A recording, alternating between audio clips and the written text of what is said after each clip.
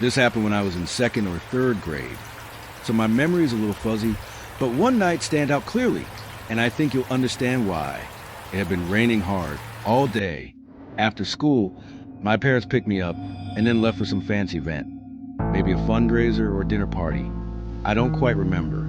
They were supposed to come back that night, but the storm got so bad that it wasn't safe to drive. So they decided to stay at a friend's house nearby and called to let me know.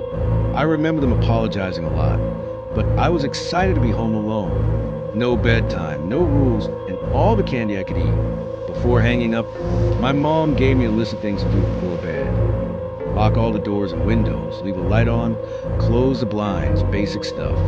I told myself I'd do it later just before sleeping. I ended up crashing on the couch from a sugar crash while watching TV. When I woke up hours later, the TV had turned off and the house felt freezing. I figured maybe the heater had gone out in the storm. Still, I remember my mom's list and dragged myself up to do the checklist. Every door and window was locked. Everything looked fine, but it was still unusually cold. I headed upstairs to my room, and that's when I heard the storm hooray off. The wind was howling. The rain slammed against my window, and thunder cracked so loud it made my chest vibrate. As I tried to fall back asleep, I began hearing a strange creaking sound. Not thunder, not wind, something else. It was like wood shifting, but my room was carpeted, and the creaking kept coming, almost like footsteps. I sat up and looked around, just as a flash of lightning lit the room. Everything looked normal, except my closet. The door was cracked open. It had been shut before. I froze. My heart was pounding. The room went dark again, and I didn't move. Another lightning flash. And that's when I was sure someone was had opened it. I didn't scream. I didn't speak. I just quietly got out of bed and walked out the room, feeling like every step could be my last. I went downstairs and hid under the dining table, trying to stay quiet. But then I heard footsteps coming down the stairs. They weren't linear footsteps.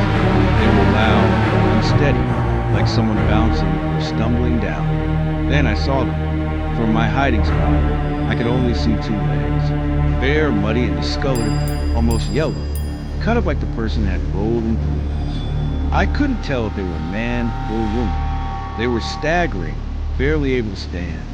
And then they dropped something. A wrench. It clattered right next to me.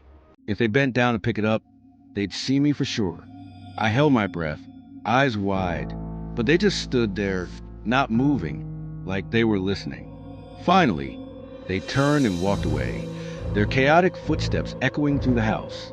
Then I heard the front door open and close. Gone. I stayed hidden under the table for a long time. Eventually, I picked up the wrench and locked the front door. I didn't tell my parents. I was too scared, too ashamed. It took me years to finally tell them. To this day, I have no idea who that was or how they got in. But I never forgot the feeling of being watched while completely alone.